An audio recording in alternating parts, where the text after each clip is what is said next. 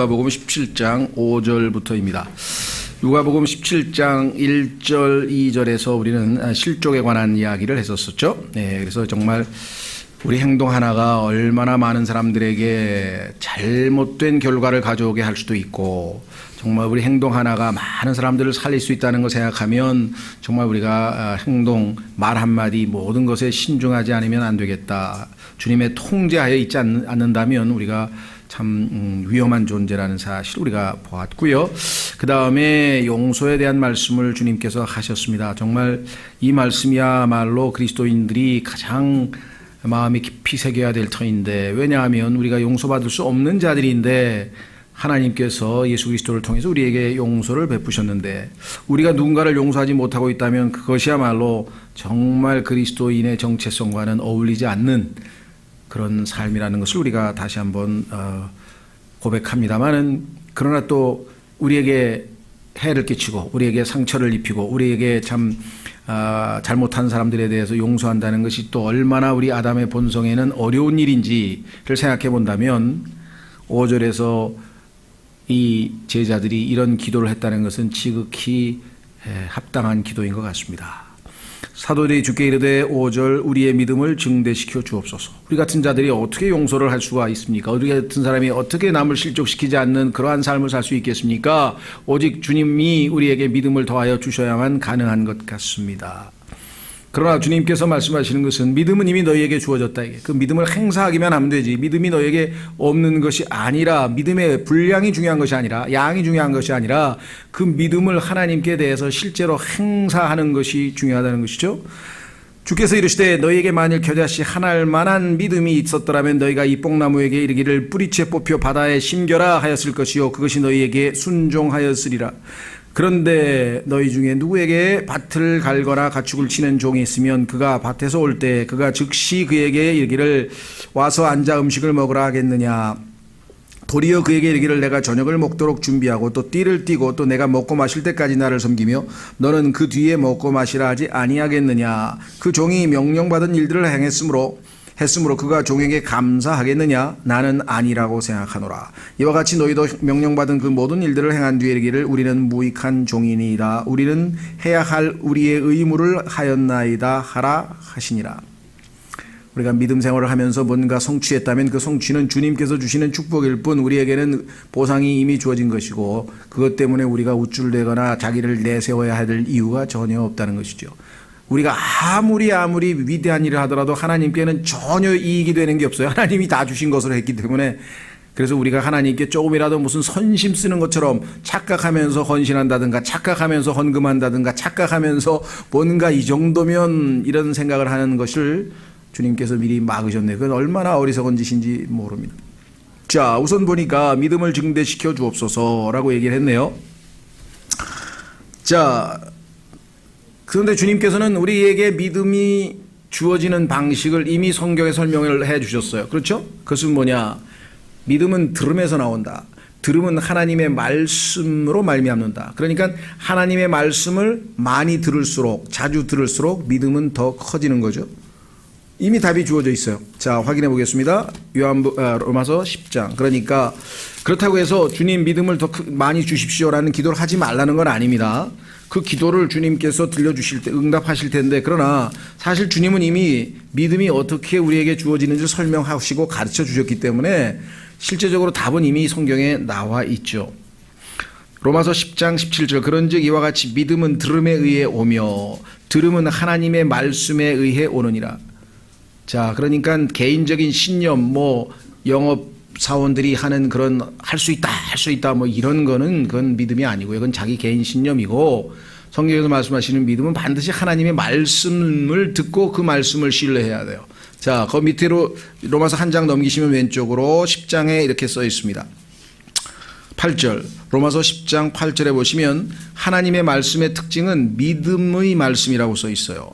그러나 그것이 무엇을 말하느냐? 말씀이 내게 가까이 있어 내 입에 있으며 내 마음에 있느니라 하나니 곧 우리가 선포하는 믿음의 말씀이라. 하나님의 말씀에는 하나님을 믿은 믿음이 그 속에 담겨져 있어서 하나님의 말씀을, 자, 우리말로 하기에는 참 약간 좀 어색합니다. 왜냐하면 우리는 동사 believe도 믿는다고, 그 다음에 이 faith라고 하는 명사도 믿음이에요. 그러니까 이게 잘 구분이 안 가는데 영어로 치자면은 believe 하면 그분의 말씀을 듣고 believe, reject, deny 안 하고 believe 하면 faith가 선물로 주어지는 거예요. 근데 이게 우리말로는 믿으면 믿음이 주어진다는 게 이게 좀 표현이 그렇죠. 그러나 성경적 원칙으로 치자면요. faith라고 하는 것은 하나님의 선물이라고 성경에 써 있거든요. 그러니까 그 말씀 속에 하나님께서 숨겨놓은 믿음이 내가 그 말씀을 accept, reject, 거부 안 하고 받아들이면 신뢰하면 받아들이는 순간에 우리에게 믿음이 생겨나는 것이죠. 그러니까 하나님 말씀을 자주 듣고 믿으면 우리 안에는 믿음이 더 많이 생겨난다. 이렇게 성경에 말씀을 했는데 왜냐하면 주님께서 여기 누가복음에서 말씀하시기를 겨자씨란 말 썼잖아요. 그런데 겨자씨는 성경에서 모든 씨들 가운데 가장 작은 거라고 마태복음 13장에서 예수님께서 말씀하셨거든요. 그러니까 누구에게나 다 이 정도의 믿음은 들어있다. 물론 믿음의 분량에 있어서의 차이는 있습니다. 왜냐하면 로마서 12장에 보면은 각 사람에게 각자에게 믿음의 분량대로 나누어 주셨다 그랬어요. 우리 주변에도 보면 어떤 사람은 정말 다른 사람이 정말 믿음 그 정도까지 나는 신뢰가 자신이 없는데 이렇게 이 믿음을 다른 사람보다는 더 많이 갖고 계신 분들이 있다는 것을 우리가 충분히 알 수 있습니다. 그걸 성경에 보면은 그것도 gift, 선물이라 그랬어요. 믿음이라고 하는 것도 하나님께서 주시는 기프트 중에 하나로 로마서 12장에 나오는 것을 우리가 보게 되죠. 자, 그래서 문제는 어디 있느냐? 6절 주께서 이르시되 너에게 만일 이 겨자씨 한 알만한 믿음이 있었더라면 너희가 이 뽕나무에게 이르기를 뿌리채 뽑혀 바다에 심겨라 했을 것이요 그것이 너에게 순종하였으리라. 이것을 우리에게 하신 말씀인가요? 자, 조심하십시오. 주님께서 누구에게 말씀하셨는가? 제자들에게 하셨죠. 그렇죠? 자, 대상자가 제자들입니다. 우리에게 신약시대의 그리스도인들에게 이렇게 말씀하셨더라면 여러분과 제가 지금 당장 나가가지고 저 벚나무 뽑혀 이리 와서 우리 저 골프장에 좀 이 조경으로 좀 심겨라 이렇게 명령하면 와야 될 거 아니에요. 한번 해보세요. 오나 안 오나. 그렇죠? 자, 요한복음 14장으로 가보세요. 요한복음 14장도 마찬가지. 잘못 적용하면 이 구절을요, 순진한 은사주의 이 순복음 계통의 사람들은 그대로 믿고, 근데 해보니까 안 되잖아. 믿음이 없어. 주여, 믿음을 더 주시옵소서 막 이러고 난리를 치는 거예요, 지금. 그리고 죄책감을 빠지고. 왜? 자기는 안 되니까. 근데 이게 지금 주님의 12 제자에게 지금 하신 말씀이고요. 그 다음에 보세요. 요한복음 14장 12절도. 요한복음 14장 12절 진실로 진실로 내가 너희에게 이르노니 나를 믿는 자는 또한 내가 하는 그 일들을 할 것이요 또 이것들보다 더 큰 일도 하리니 이는 내가 내 아버지께로 가기 때문이라. 그러면 예수님보다 더 큰 일을 하면은 죽은 나사로를 살렸으니까 그보다 더 큰 일도 해야 될 거 아니에요. 예수님께서 물 위를 걸어오셨으니까 우리도 물 위를 훨씬 더 많이 걸어야 될 거 아니에요. 자, 여러분도 가만히 있어봐. 근데 실제로는 아닌데 그렇다면 이건 무슨 뜻인가? 이것은 예수 그리스도의 12 제자에게 하신 말씀이고 이 12 제자는 사도라 그랬어요. 이 사도는 성경에 보니까 특별히 하나님께서 표적을 주셨다라고 써 있습니다. 확인해 보겠습니다. 고린도후서 12장. 그러니까 이건 교리적으로 정확하게 알지 못하면 괜히 이거 흉내냈다가는요 아주 엉뚱하게 사람들을 실족시키는 거예요. 그러니까 예수 그리스도를 잘 모르는 안 믿는 사람들은 이런 구절을 갖다가 막 잘못 적용해서 실제로 무리를 걷다 빠져 죽은 사람이 한둘이 아니에요. 실제로. 왜냐하면 그걸 그대로 이걸 문자적으로 믿어가지고 자기가 물리를 걸어간 거예요. 예수님보다 더 큰 일을 한다 그랬는데 왜 충분히 걸을 수 있다. 근데 성경에서 지금 하나님의 말씀을 믿을 때 믿음을 준다 그랬는데 지금 하나님께서 자기에게 그 말씀을 하셨나요? 다른 사람에게 한 말을 왜 자기에게 한 말로 착각하냐 말. 그렇죠. 지나가던 사람이 예를 들면 박 선생님 하고 불렀는데 제가 네 왜 그러세요 그러면 당신 부른 게 아닌데. 성경에서도 하나님께서 하신 말씀 중에 나에게 직접적으로 하지 않으신 말씀이 있어요. 무슨 말 이해가 되셨죠? 그러니까 나에게 직접적으로 하신 말씀인지 아니면 다른 사람에게 하셨는데 그 상황에서 내가 하나님의 성품을 배울 수 있는 교훈을 얻을 수 있는 것인지. 하나님께서 나보고요 이 비늘 있는 그 지느러미 있는 생선만 먹고 지느러미 없는 것은 바다에서 나는 거 먹지 말라. 나에게 그렇게 말씀하신 적이 없어요. 예, 오늘도 가보니까 미국산 뭐라 그러지? 가재라 그러나? 킹크랩. 이거 15,000원이더라고. 근데 살까 말까 안 샀어. 사서 성근이 공부하는데 좀 영양 보충이라도 시켜주자고 또 막 그러다가 막 논쟁을 벌이다가 다음번에 사자. 근데 그 킹크랩도 못 먹는 거야. 왜? 그거 비늘이 없잖아. 근데 먹는다 이게 아무렇지도 않게 맛있게. 왜?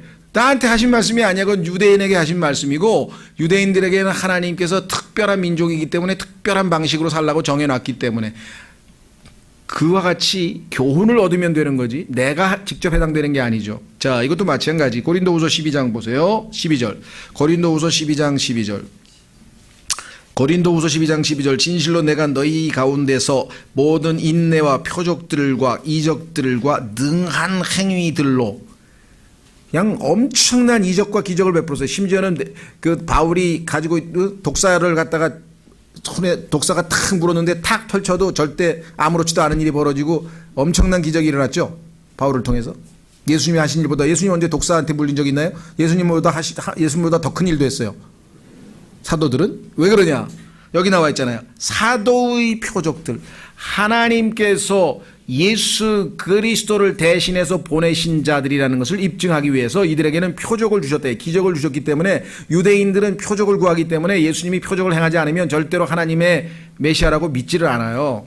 그건 하나님이 정하신 기준이에요. 그래서 유대인들은 요구할 권리가 있어. 당신 하나님 보내신 거 맞아? 한번 해봐. 표적. 모세처럼 한번 던져봐. 예, 지팡이가 뱀이 되는가 한번 봐야 되겠다. 이게 그들에게 권리예요. 근데 우리하고는 아무 상관이 없는 얘기예요. 그러니까 이런 것들을 함부로 우리가 손댔다가는 큰일이 난다라는 것이죠. 그래서 성경에 보면은요, 사도들이 실제적으로 예수님보다 더 큰 일들도 많이 한 것을 보게 됩니다. 그러니까 교리적으로는 이거는 사도들에게 하신 말씀이고, 다만 우리에게는 정말 우리가 하나님의 있는 말씀을 그대로 믿으면, 예를 들면 빌립보서 4장 6절에서 8절을 읽었는데 너무나 고통스러운 순간에 염려하지 말라 그래서 순종하고, 그렇죠? 감사함으로 아뢰더니 진짜 하나님의 평강이 내 마음과 생각을 지키셔서 너무나 힘든 상황에서도 마음의 평강을 누리는 그 말씀이 나에게 그대로 이루어졌다. 그건 믿음을 행사한 것이잖아요. 하나님 말씀을 그대로 믿었더니 말씀대로 그대로 이루어진 것이죠. 그렇죠? 그러니까 하나님의 말씀이 그대로 이루어질 때 그게 믿음이지, 나에게 하신 말씀이 아닌 것을 붙들고 막 남용을 부렸다가는 아주 엉뚱한 일들을 벌어지게 된다. 특히 이런 것들이 대표적인 경우죠. 그래서 성경은요, 잘못하면 걸림돌이 돼요. 걸려서 넘어진다고 성경에서 베드로전서 얘기했어요. 그러니까 성경이 나에게 유익이 되고 하나님의 말씀이 되고 영의 양식이 되고 기쁨이 되고 해야 되는데, 걸려 넘어져서 성경 때문에 실족해버린 사람이 엄청나게 많은 거예요. 왜? 하나님께서 올바로 나누라 그랬는데 나누지를 않아서 자기에게 해당되지 않은 말을 자기에게 막 적용하다 보니까 문제가 생겨버리는 것이죠. 그렇죠? 예. 그래서 우리가 누구에게 직접적인 대상자인가를 항상 첫 번째 확인을 하는 작업이 중요하다. 이 구절도 대표적인 그런 구절입니다. 자, 그래서 다시 돌아옵니다.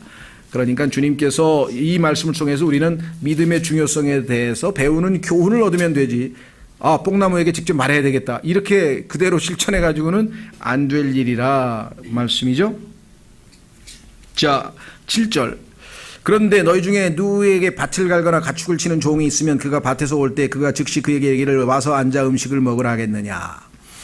도리어 그에게 이르기를 내가 저녁을 먹도록 준비하고 또 띠를 띠고 내가 먹고 마실 때까지 나를 섬기며 너는 내 뒤에 먹고 마시라 하지 아니하겠느냐. 특히 동양 문화권에서 당연히 종은 자기 임무를 다 마친 다음에 또 주인에게 밥상을 차려서 잘 대접하고 모든 것, 즉 주인을 최우선으로 한 다음에 모든 것이 다 끝나고 나서 비로소 자기의 이것을 누리는 그것이 당연한 순서죠. 그래서 주님께서 그 당시 그들 문화권에서 충분히 이해될 수 있는 그것을 예로 든 거예요. 너희 그런 사람 봤냐 이거예요. 주인이 종 보고 어서 밥 먹어라. 내 상에 같이 앉아서 밥 먹자. 그런 거 봤냐 이거야. 그 종이 명령받은 일들을 했으므로 그가 종에게 감사하겠느냐? 당연한 일을 했는데 감사하겠냐 이게. 그것도 다 주인이 준 걸로 했는데 나는 아니라고 생각하노라. 이와 같이 너희도 명령받은 그 모든 일들을 행한 뒤에 이르기를 우리는 무익한 종이니이다. 이것을 했다고 해서 주님께는 하등의 도움이 되는 게 없어. 오히려 뭐야? 내가 주님을 섬기는 특권을 누리는 축복을 누린 것에 대해서 감사합니다. 나 같은 자가 하나님께서 나를 그 일을 시켜주신 것만 해도 감사합니다. 그렇죠? 무슨 말인지 이해가 되셨죠? 그죠? 나 같은 사람에게 주인님께서 그러한 일을 시켜서 제가 그 주인님의 그 위대한 사업에 사역에 동참하게 된 것을 기쁘게 생각하고 감사합니다. 그러지 주인이 수고했다, 고맙다, 그런 거 봤냐? 오히려 거꾸로다 이거죠. 예. 그런데 오늘날 교회 다니는 분들 중에서 헌신을 하거나 헌금을 하거나 뭔가를 좀 할 것 같으면 괜히 뭔가 하나님에게 자기가 뭘 해준 것처럼 그런 잘못된 시각을 가지고 있는 분들이 있다는 거죠. 전혀 그렇지 않습니다. 목숨서부터 시작해가 처음부터 끝까지 다 하나님 주신 거고요. 하나님께서 그 사람에게 그 일을 시킨 것 자체도 그에게는 축복과 특권을 주신 거죠. 그렇죠? 그래서 정신을 바짝 차리고 제대로 알고 하라 이거죠. 우리는 당연히 해야 될 걸 했는데 무익한 종입니다. 이렇게 고백을 하는 것이 지극히 당연한 거다. 자, 여기 보시면은요, 종이라는 표현이 나왔고요. 그 다음에 여기 보시면 또 뭐라고 했는가 하니, 밭을 가는, 그죠? 7절에 밭을 간다는 표현이 나왔죠. 그 다음에 가축을 친다, 먹인다. 친다는 얘기는, 가축을 친다는 얘기는 가축에게 밥을 먹이는 거죠. 먹인다는 표현이 나왔고요. 그 다음에 들에서 일한다랬네. 밭이라 그랬죠. 이것은 들 또는 밭이라고 번역하는데 성경에 보니까 예수님께서 이걸 세상이라고 했죠. 해석을 해주셨죠. 이것은 지금 교회 시대의 배경을 주님께서 말씀하셨어요. 여기 나와 있는 단어 자체가 전부 다 교회 시대의 상황이고 예수 그리스도를 섬기는 종으로서 우리는 마땅히 해야 할 바를 한다. 이런 말씀이죠. 자, 그래서 우리가 이와 같이 그 바다에 심겨라라고 하는 이와 같은 이 기적과 같은 일들은 천년 왕국에 가서 예수님처럼 우리가 호련히 영광스러운 몸으로 변모돼서 우리의 육체가 썩을 육체가 아니라 영광스러운 몸이 될 때에는 예수님처럼 여기 있다가 순간에 저쪽으로 갈 수 있고 막힌 문을 통과할 수 있고 이와 같은 기적적인 일은 아주 상설적으로 일어날 수 있는 일들입니다. 지금 이 교회 시대에는 우리가 지금 현재 이것을 그대로 적용해서 흉내를 냈다가는 낭패를 당하는 일이죠. 그래서 하나님의 말씀은 올바로 잘 나누어야 한다 이렇게 얘기했습니다. 자, 그래서 9절에 나는 아니라고 생각하노라 라고 주님 말씀하셨고 10절 이와 같이 너희도 명령받은 그 모든 일들을 행한 뒤에 이르기를 우리는 무익한 종이니라. 자, 욥기 22장 2절로 가시면 욥이 아주 유명한 고백을 했네요. 욥기 22장 2절에 가시면 아주 위대한 신앙 고백이 나와 있습니다. 욥기 22장 2절.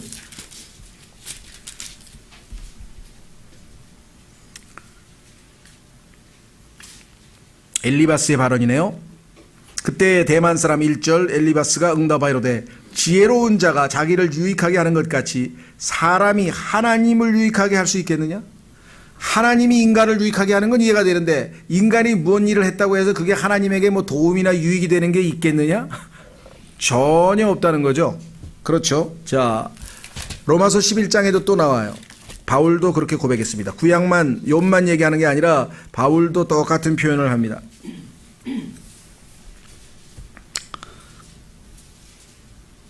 자, 로마서 11장 33절 로마서 9장 10장 11장에서 하나님께서 어떠한 계획을 가지고 이스라엘을 대하고 계신지 그 경륜을 쫙 마스터 플랜을 풀어 설명하더니 바울이 어떤 의미에서는 자아도취가 된 것 같아요. 그냥 너무나 하나님의 그 섭리적인 손길에 그냥 너무 놀라서 가슴이 막 감격이 차오르면서 33절 감탄사를 내뿜네요. 오 깊도다. 하나님의 지혜와 지식에 부요하며 그분의 판단들은 헤아릴 수 없으며 이 놀라운 지혜를 우리가 어떻게 함부로 판단하니 그분의 길들은 찾지 못할 것이로다. 누가 주의 생각을 알아느냐? 누가 그분의 좋은 자가 되었느냐? 그 엄청난 지혜로운 계획을 누가 그분께 먼저 드려서 다시 보답을 받겠느냐? 다 하나님이 주신 거 아니야? 처음부터 끝까지. 창세기 1장 1절부터 계시록 22장 1절까지 모든 것 되시는 분이 하나님 아니시냐? 모든 것이 그분에게서 나오고 그분으로 말미암으며 그분께로 돌아가니 영광이 그분께 영원토록 있기를 원하노라. 아멘. 똑같죠? 하나님께 우리가 유익을 드릴 건 없어. 다 하나님이 하시는 거니까. 다만 신약적으로 봤을 때 자, 우리가 예수 그리스도로 말미암아 영적으로 잘 성장해 갑니다. 그렇죠? 예, 잘 성장해 갔을 때 성령께서 열매를 맺히고 싶은데, 그렇죠? 성령께서 열매를 맺히려면은요, 얼마든지 우리 안에서 생산을 해내십니다. 성령의 열매는 성령께서 우리 안에서 생산을 해내시는데, 문제는 그것이 바깥으로 표현이 되려면 우리의 몸을 필요로 한다. 그래서 우리가 우리 자신의 몸을 내어드릴 때 사람들이 성령께서 우리 안에서 열매를 맺으셨구나 하는 것을 볼 수가 있죠. 왜? 하나님은 영이시니까 눈에 보일 수가 없습니다. 우리의 육체를 통해서 우리의 몸을 드릴 때 그 몸을 통해서 하나님께서 영광을 받으실 수 있다는 거죠. 그런 의미에서 봤을 때 너희가 과실, 즉 열매를 많이 맺으면 내 아버지께서 영광을 받으실 것입니다. 우리가 하나님을 조금이라도 유익하게 해드릴 수 있는 것은 우리 삶 속에서 열매를 맺도록 우리 자신을 내어드리는 길. 그럴 때 여기처럼 하나님께서 영광을 받으실 수 있다, 이렇게 얘기를 했죠. 자, 그 다음에 오늘 또 다른 주제는 너무나 잘 아는 주제니까요. 그것은 뭐냐, 소위 말하는 나병 환자를 주님께서 고쳤는데, 놀랍게도 10명을 고쳐줬는데 9명은 그냥 가버리고 1명만 돌아와서 감사합니다 했는데, 감사합니다 한 사람이 9명은 유대인이고 1명 마지막 사마리아인, 즉 이방인이 유일하게 예수님께 와서 감사합니다. 이것은 교회 시대의 죄인이 주님 품으로 돌아오는 것을 예표적으로 보여주는 것인데, 실제적으로 교훈적으로 우리에게 얼마든지 적용될 수 있죠. 그렇죠? 자, 한번 확인해 보겠습니다. 11절, 그분께서 예루살렘으로 가실 때, 지금 목표지는 예루살렘입니다. 십자가에서 죽으시기 위해서 지금 계속해서 한 걸음 한 걸음 전진해 가고 계세요. 자, 이제 어디를 통과하느냐, 사마리아와 갈릴리의 한가운데로 지나가시니라. 자, 갈릴리가 있고 사마리아가 있고, 그 다음에 이제 소위 말하면 예루살렘이 있는데, 갈릴리로부터 출발을 해서 지금 드디어 경계선상에 왔어요. 국경을 통과하고 그 다음에 유다와 사마리아의 경계를 통과하면 드디어 예루살렘으로 들어오시는 거예요. 한 걸음 한 걸음 저 목표 지점으로 다가가시는 도중인데, 그분께서 어떤 마을로 들어가심에 나병 환자 10사람이 그분을 만나 멀찍이 떨어져 서서 목소리를 높여르되. 자, 성경을 조금이라도 읽어보신 분은 왜 멀찍이 떨어졌는지 아실 거예요. 왜냐하면 이들은, 나병 환자는 성경에서 격리 수용돼야 되고 일정한 거리를 떨어져야 됩니다. 전염성이 있기 때문에. 그래서 뭣도 모르고 누군가가 다가오면 자기가 알려줘야 돼요. 의무적으로. 아니면 더 심한 벌을 받아요. 누군가가 다가오려고 그러면, 예를 들면 10m, 지금 답은 얼마라고 지금 안 나와 있지만 10m쯤 왔다 그러면 거기서 소리를 질러줘야 돼. I'm unclean. 나는 더럽다, 더럽다, 더럽다. 3번 외쳐야 돼. 그러니까 난 나병 환자니까 오지 말라, 접근하지 말라. 그렇게 외쳐야 돼요. 얼마나 참 수치스럽고 얼마나 비참한 인생일까요? 그렇죠? 나병 환자, 가장 아마 이 시대에도 비참한. 그래서 우리 그 벤허라는 영화에도 보면은 그 벤허의 어머니하고 누이가 나병에 걸려가지고 저 격리된 장소에서 숨어서 사는 그 장면들 보셨죠? 그래서 멀찍이 떨어져 살아야 돼요. 목소리를 높여 이르되, 왜 멀리 떨어져 잘 안 들리니까. 예수님이여 선생님이여 우리에게 긍휼을 베푸소서 하거늘. 지금 소문을 들어서 마태복음, 누가복음 5장에도 보니까 나병 환자를 고치신 소문을 들었어요. 그래서 지금 이들은 그야말로 필사적으로 멀리서 그냥 소리를 지금 막 지르고 있는 거예요. 살려달라고. 오늘날도 정말 이 세상에 있는 사람들이 그렇게 좀 주여 나를 구원해 주소서 하면 그냥 즉시로 구원해 줄 텐데, 도대체 자신들이 지금 어떤 처지에 있는지를 알지를 못하는 것 같아요. 완전히 불감증, 영적 불감증에 걸려서, 도덕 불감증에 걸려서 이게 자기가 지금 어떤 처지에 있는지, 자신의 미래가 영원한 멸망인지 뭐 아무것도 모릅니다. 그냥 주어진 육체적인 감각에 의해서, 자극에 의해서 그냥 하루하루 그냥 본성에 충실해서 살아가는 너무나 비참한 인생들을 살아가고 있네요. 또 그렇게 마귀가 온 세상의 문화를 그렇게 만들어서 사람들로 하여금 생각을 아예 못하게 만들어. 여러분들에게 말씀드렸습니다마는, 우리가 보통 그 예능이라고 했을 때 이제 엔터테인먼트란 말도 쓰지만, 그거는 이제 접대, 대접한다는 뜻이고요. 성경에 보면, amusement란 말, 재미있다, 이게 즐겁다, 재밌다. 그렇죠? 예능이라고 할 때 즐겁다, 재미있다. 근데 이 muse라고 하는 단어가 생각한다는 뜻이에요. 그러니까 amuse 하면 생각을 안 한다는 뜻이에요. 왜? 인간은 생각하면 회의적이 돼요. 왜? 생각을 하다 보면 나중에 다 무슨 생각하는 줄 아세요? 나는 왜 사는 걸까? 난 뭐 왜 살지? 그 생각하게 돼 있어요. 나는 죽으면 어떻게 될까? 나는 어디서 왔을까? 이게 인간의 생각을 하게 돼 있었고, 그러면 마귀가 이러다가 요놈이 또 하나님 생각하겠구나. 안 되겠다. 그래서 생각을 못하게 만들어버리는 세상이 됐어요. 요즘 누가 생각하는 사람 봤습니까? 다 생각 없이 살아요. 왜? 생각할 수가 없어. 수동적이기 때문에. 그냥 정보가 들어와. 능동적으로 생각을 하는 게 아니라 계속 정보가 그냥 신문, 잡지, 인터넷 뭐 그냥 계속 들어와가지고 스스로 자기가 한번 생각해 볼 겨를이 없어. 특히 도시문화권에서는. 그래서 요즘에는 무슨 뭐 인터넷을 1시간 뭐 하루는 하지 말자, 뭘 하지 말자. 정말 그래도 농촌 사는 사람들은요, 하늘을 바라보면서 콱콱 번개가 치고 그러면 어휴, 이게 무슨 일이야? 그렇죠? 올챙이가 그냥 막 꼬리를 치고 막, 우리 지금 올챙이 한 5마리 지금 주워놨는데 얼마 전에 그 장모님 그 뭡니까 그저 묘지에 갔다가 어디 가서 점심을 먹었는데 거기에 가니까 개천에 그 올챙이가 있더라고. 올챙이. 그래서 올챙이 7마리를 잡아왔는데 2마리를 또 누가 조카가 달라 그래가지고 2마리 갖다 지금 5마리를 잘못하면 언제 저 깨구리가 될지는 잘 모르겠어요. 지금 지켜보고 있는데. 야, 신기하다. 사람들마다 다 구경하면서 꽃가루 맹랑하게 까불고. 그러면 다 뭐예요? 야, 그러면서 그 신기함 속에서 이게 조물주에 대한 생각을 하는 거예요.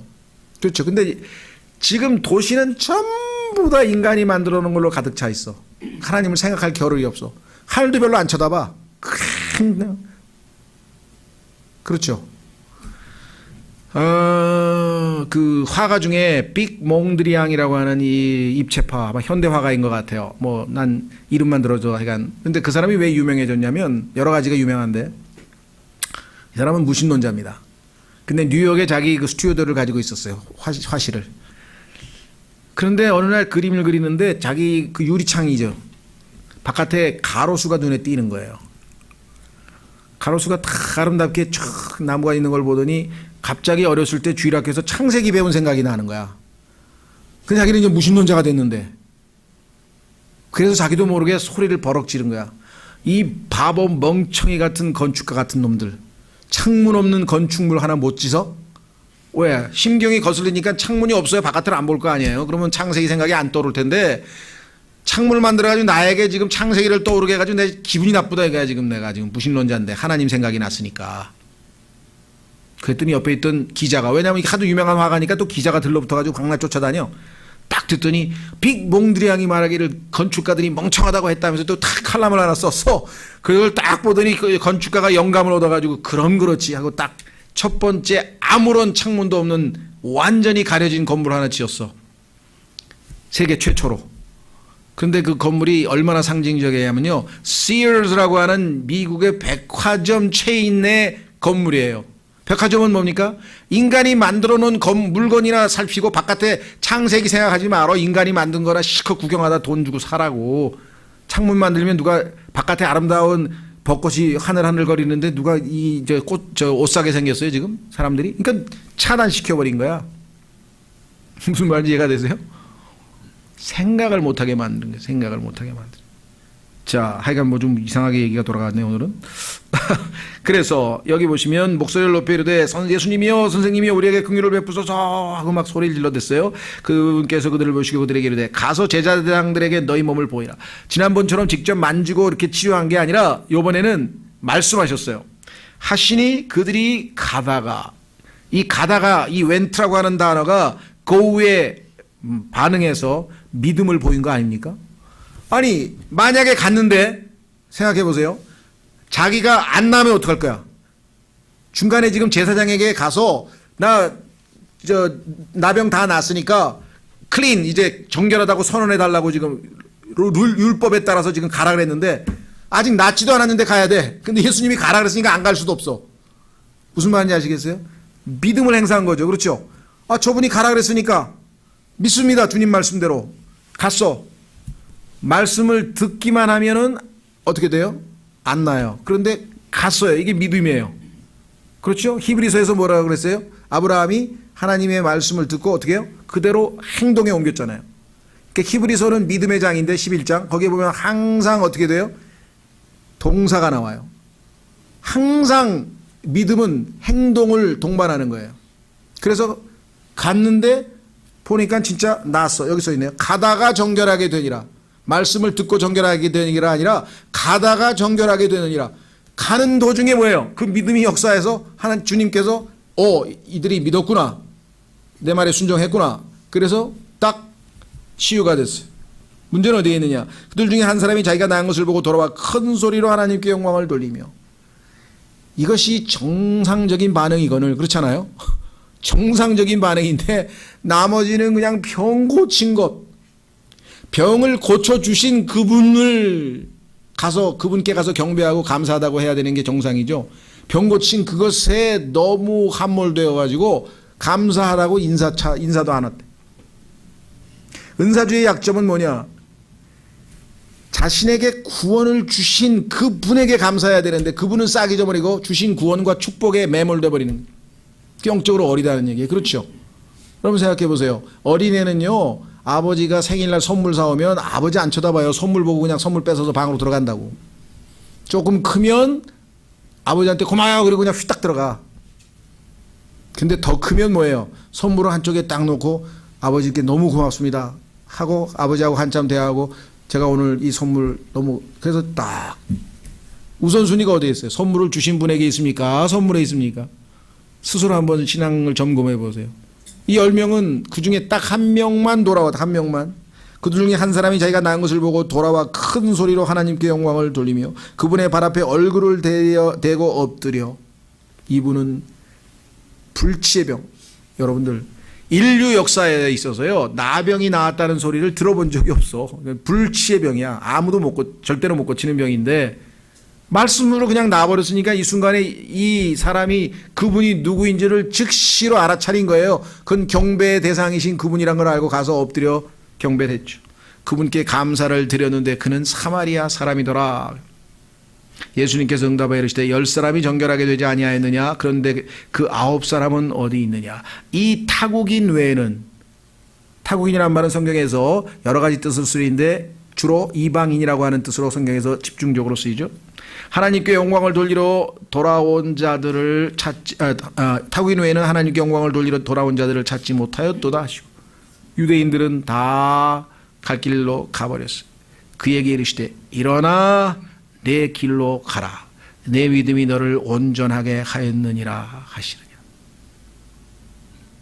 자, 이 모든 말씀을 통해서 우리가 배울 수 있는 교훈은 무엇인가? 인간의 우리가 여기서 설명할 수 있는 것은 몇 가지 있어요. 아까 말씀드린 것처럼 이방인이란 말씀. 그런데 숫자가 10명이죠. 성경에 보니까 로마서 10장은 로마서 이방인들의 선교의 장이고 창세기 10장은 이방인들의 기원에 관한 장이고 10이라고 하는 숫자가 나올 때마다 성경은 항상 이방인과 연관되어 있다는 것. 또 우리도 이방인들은 십진법을 사용하죠. 네. 유대인들은 12진법을 사용합니다. 그래서 여러 가지 면에서 10이라고 하는 숫자는 아주 이방인과 밀접한 관계에 있어요. 자, 그뿐만 아니라 여기서 우리가 살펴봐야 될 것은 뭔가 하니 아까 말씀드린 것처럼 여기서 한 가지 짚고 넘어갈 게 뭐냐? 인간의 본성 깊은 곳에, 즉 타락한 본성에는 감사하는 마음이 없다. 그래서 우리는 로마서에서 우리 확인해 봤죠. 한번 확인해 보겠습니다. 자, 로마서로 가보십시오. 실제로 어떤 분이 이 구절을 읽고 주일학교에서 테스팅을 해봤대요. 주일학교에서. 그런데 진짜 12명인가 20명인가 자기가 가르치는 반이. 근데 캔디를 하나씩 사줬는데 감사하다고 한 애가 딱 한 명 있었대. 실제로. 누군가가 아마 실험 정신이 뛰어나가지고 실험을 해본 것 같은데요. 자, 로마서 1장으로 한번 가보겠습니다. 로마서 1장.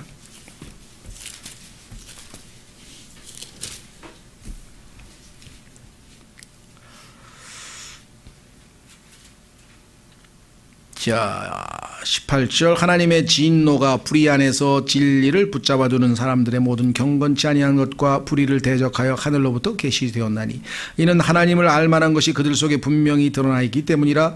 하나님께서 그것을 그들에게 보이셨느니라. 그분의 보이지 아니하는 것들 곧 그분의 영원하신 권능과 신격은 세상의 창조 이후로 분명히 보이며 만들어진 것들을 통해 깨달아 알 수 있나니 그러므로 그들이 변명할 수 없느니라.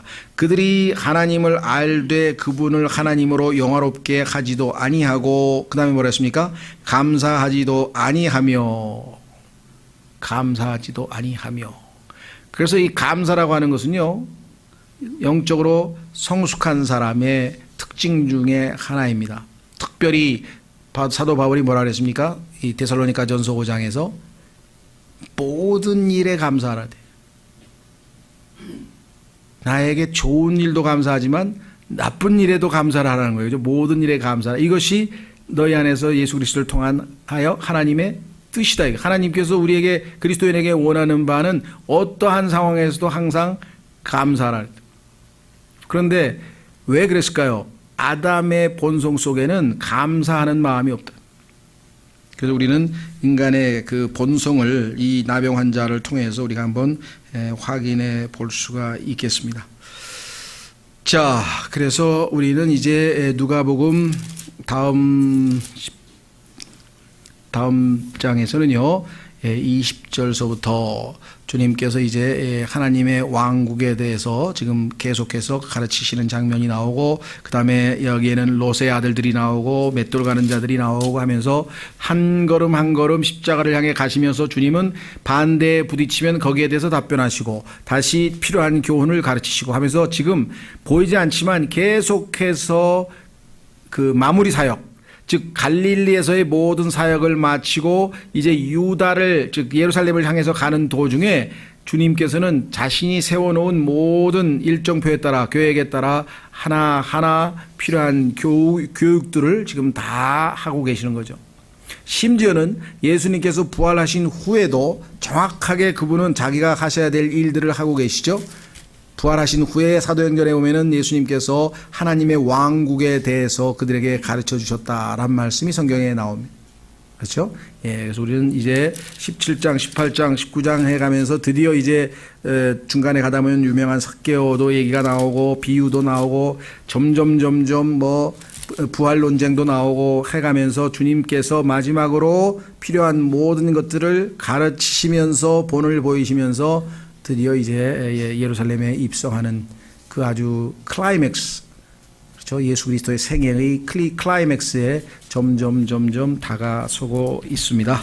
예, 오늘 주신 말씀 통해서 우리가 두 가지 정말 배워야 될 것은, 아무리 내가 무언가를 해도 하나님께 유익을 끼칠 수는 없다. 모든 축복은 다 하나님으로부터 와서 하나님으로부터 시작해서 하나님으로 끝나는 것이기 때문에 정말 아무리 헌신을 하고 아무리 모든 걸 다 바쳐서도 진정한 그리스도인이라면 저는 무익한 종에 불과합니다 라는 그런 고백을 하는 것이 우리의 마땅한 책무다라는 것과, 그 다음에 정말 우리에게 베푸시는 그 분이 우리에게 중요한 것이고 그분께 감사하고 그분께 찬양하는 것이 중요하지, 그분이 주신 축복과 그분이 주신 그 무엇에 그분께 초점을 맞춰야 되는 신앙생활을 하는 것이 가장 합당한 것이고 그것은 감사하는 삶으로 드러난다. 이런 교훈을 한번 좀 확인하셨으면 좋겠습니다. 예, 다음 시간에 우리는 20절서부터 계속 이어지겠습니다. 오늘 주신 말씀을 잠깐 다 같이 놓고 기도하겠습니다.